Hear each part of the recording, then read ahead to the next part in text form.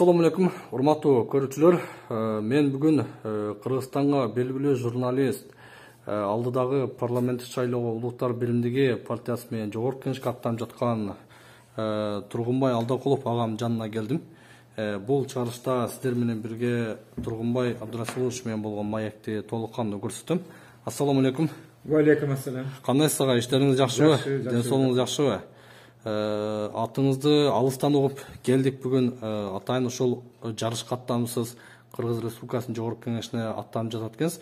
Бул абдан мени дагы, жалпы биздин Баткен элине дагы кубандырып жаткан учуру. Сизге бир-эки суроо менен кайрылайын дегем. Мына алдыда жакшы максаттар менен аттанып жатасыз. Негизи биздин Баткен алыскы облустан, алыскы Лелек районунан аттанып жатканыңыз дагы бул өзгөчө. Кандай максат пландар менен чыгып жатасыз? Чоң рахмат, Максутбек. Мына мен 22 жыл журналистикада, билим берүү тармагында, маданият тармагында эмгектендим. Анын көпчүлүгү жетекчи болуп иштедик. Мамлекетте кандай системдик проблемалар бар? Биз жанагы аймактарда иштеген үчүн биз жонубуз менен сездик. Кайсы жерде кандай проблема бар экенин, жана аны кантип чечсе жакшы болот эле деген суроонун үстүнө көп ойлондук, көп кыйналдык. Ошондуктан бул көп нерсе өлкөбүздө бар парламентке такалат.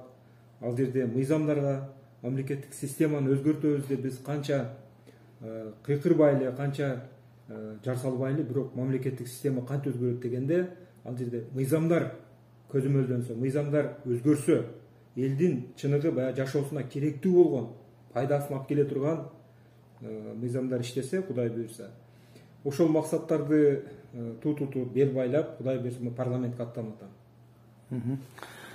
Жакшы, өзүңүз билесиз, негизи Баткен областы Кыргызстанда азыркы учурда эң алыскы регион, эң көйгөйлүү регион деп айтсам дагы болот.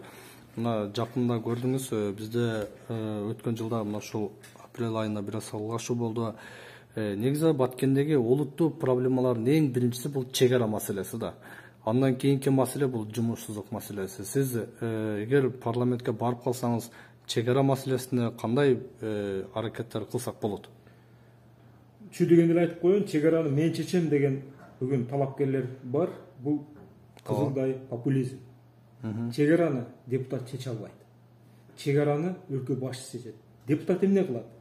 Мен мисалы ошол жерде туулуп өстүм. Атам менен азыр ошо чек арада жашайт. Интернационал деген айыл өткөндө болгон калабада ошол жерде өтө чоң кырсык болду. Биз депутат катары ушул делимитация, демаркация комиссияларында өзүбүздүн үнүбүздү, талабыбызды коебуз.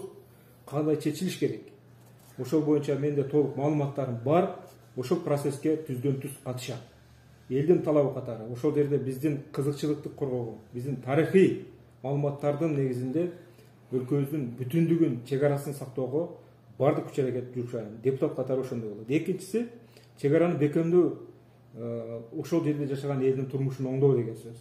Эгерде биз элди ошол жерде кармап калыш керек болсо, элди чек арада бир чеп болуп турушун кааласак, аларга моралдык жана материалдык колдоо көрсөтүшүбүз керек.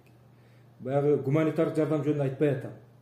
Ал жерде жашаган эл өтө мээнеткече. Менин аталарым, менин энелерим кетпен күрөк менен канал казган, суу чыгарган. Баягы биздин тилде гипс деп коет. Аңдарды шунчалык бүтөп, өтө бир каны менен, тери менен, жаны менен ошол жака суу чыгарып өздөштүргөн элибиз. Демек биздин элибизге болгону мотивация керек, жакшы шарт керек. Бүгүн биз жеңилдетилген кредиттер менен ишкерлерибизди документация жагынан колдоого алып, алардын башын бириктирип, аларды багыттап, алар өндүргөн продукцияларды, алар өндүргөн айыл чарба түшүмдөрүн жакшы баада сатып алууга мамлекеттик деңгээлде бир программанын негизинде иш алып барышыбыз керек.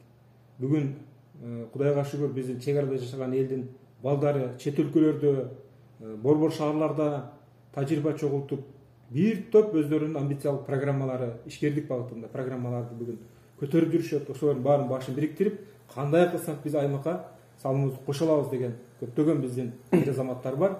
Болгону буларга координация керек. мамлекет колдоо көрсөтүш керек. Жерлерди берүү маселесинде, аларга коммуникацияны уюштуруп берүү маселесинде, алардын өндүргөн продукциясын жакшы баада сыртка алып чыгып экспорттоого мамлекет гарант болуш керек. Мамлекет кепилдик берип туруп ушул жерде тикесинен тик туруп өзүнүн мамлекеттүүлүгүн көрсөтүш керек. Кудайым буйрса ошол багытта. Үчүнчү нерсе бар, чек арада жашаган элдин духун көтөрүү боюнча. Аларга аскердик, аларга патриоттук программаларды иши алып барабыз. Анткени ошол жерде элдин саны көбөйөт, массасы көбөйөт. Кыргызстанга дүйнөгө белгилүү өнөр адамдарын алып келип, ошол жерде чоң иш-чаралар, эл аралык симпозиумдар, конференциялар жана маданий массалык программалар өтөт. Анткени ошол жерде канча иш-чара көп болсо, элдин карааны көп болсо, жергиликтүү элдин духу кадимкидей башкача болор. Мен өз көзүм менен көрдүм да. Ушул жерде дагы бир кошо турган нерсе, биз ошол жактагы чек арада жашаган жаш курактагы биздин мыкты эр азамат жигиттерге аскерге даярдык жана коргонуу маселесинде атайын курстарды, атайын борборлорду ачабыз.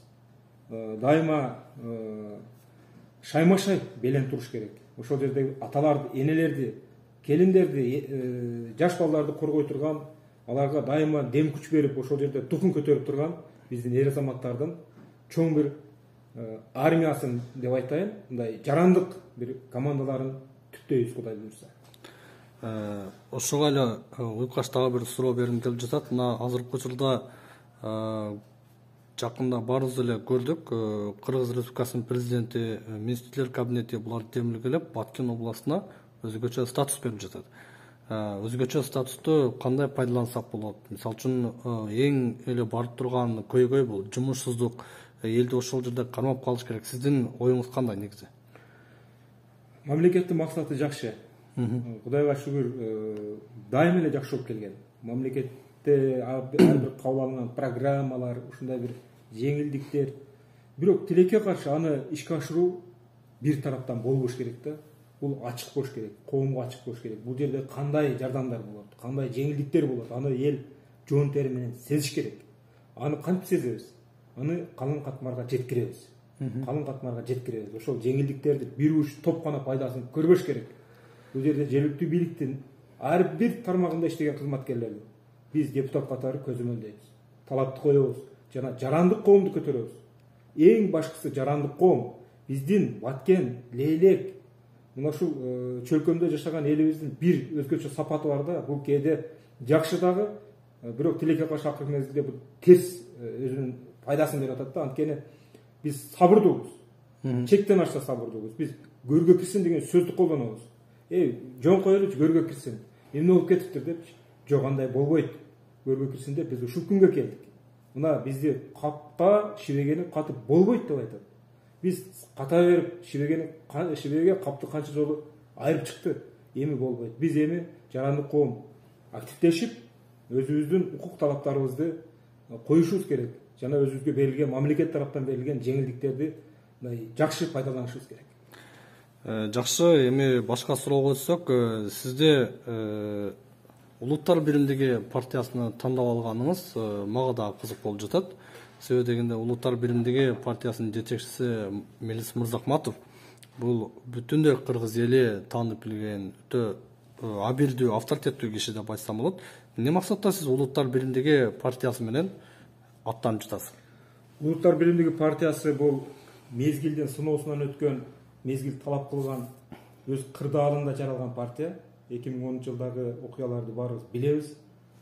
Демек, өлкөбүздө улуттардын ортосунда, элдердин ортосунда ынтымак болсо, биримдик болсо, ошондо гана биз стабилдүү өнүккөн, туруктуу өнүккөн өлкөгө айланабыз деп бизди акыркы мезгилде окуялар көрсөттү. Ошол нерсеге биз ынанып, ошону туу тутуп, мына Улуттар биримдиги партиясынан 11 жыл мурда желегин желбиретип, Ош шаарында Мелисбек Жошбаевичтин лидерлиги астында уюштурулган.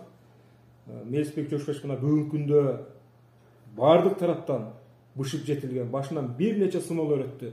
Ошонун баарын чыдап көтөргөн, такшалган тажрыйбалуу саясатчыга, лидерге айланды. Ушул Мелисбек Мырзахматовдун идеологиясы менен, максаттары менен, мына партиянын программалары менен Кудай буйрса биз бир жеңден кол чыгарып, бир жакадан баш чыгарып, өлкөбүзгө бир жакшы кызмат кылабыз деген чоң бир дем күч менен жолго чыгып атабыз. Чоң рахмат сизге алдыңкы жарышта ийгилик каалайм. Эми сизге эркин микрофон бермекчимин. Элге кайрылууңуз болсо. Кайрыла турган сөз көп, бирок мен бир эле нерсени айтайын. Биринчи кезекте бизде шайлоочу болобу, шайлануучу болобу, же болбосо президент болобу, депутат болобу, карапайым дыйкан болобу, бир нерсени эстен чыгарбасак, мен ушул сөздү дайыма айткым келет. Адамдай бааланбаган коомдо же мамлекетте өнүгүү болбойт. Биз биринчи кезекте бири-бирибизди адам катары баалашыбыз керек. Анын сапаты начар болсун, анын улуту башка болсун, жана башка. Бирок Кудайым адам кылып жараттыбы, ошо Кудайымдын жараткан чечимин сыйлашыбыз керек, анын адамдыгын сыйлашыбыз керек. Ошондо мамлекетте өнүгүү болот. Мына өнүккөн мамлекеттердин мисалын алып көрөлү. Адамдар өтө жогору бааланат. Бомуш болсо да жогору бааланат. Мындай аларга укугуна, алардын абийирине мындай олуттуу мамиле жасашат да. Бизде тилекке каршы ошол нерсе унутулуп баратат. Урматтуу шайлоочулар, мен ушул нерсени чакырып кетем. Биз ким болбосун бири-бирибизди адам болгонубуз үчүн жакшы сыйлап үйрөнөлү. Рахмат. Чоң рахмат сизге. Дагы да ийгиликтерди каалайбыз. Урматтуу көрүүчү, биз сиздер менен бул жарышта Улуттар биримдиги партиясынан жогорку кеңеш депутаттыгына аттанып жаткан Тургунбай Абдрасулович Алдакулов менен болгон маекти толук көрсөттүк. Сиздер дагы келе жаткан 28 ноябрда парламент шайлоодо номер 17 катардагы Улуттар биримдиги партиясын тандап, анын ичинен Тургунбай Алдакуловго номер 34 катарга добушуңуздарды берип кетсеңиздер болот. Сиздер менен мен Максутбек Маккамулов болдум. Көрүшкөнчө.